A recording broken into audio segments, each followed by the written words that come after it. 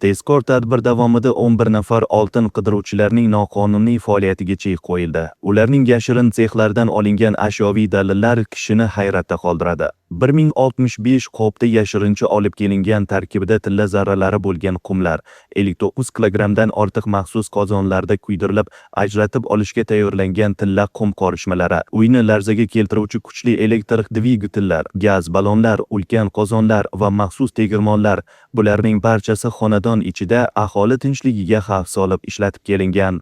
Guruh a'zolari ishni shu qadar pishitganki, tunda hamma uxlayotgan paytda ular tilla qumlarni tashish va qayta ishlash bilan shug'ullangan. Tezkor tadbirlar jarayonida ushbu faoliyat bilan shug'ullangan 30 dan ortiq maxsus yuk mashinalari va texnikalar aniqlanib, jarima maydonchasiga joylashtirildi.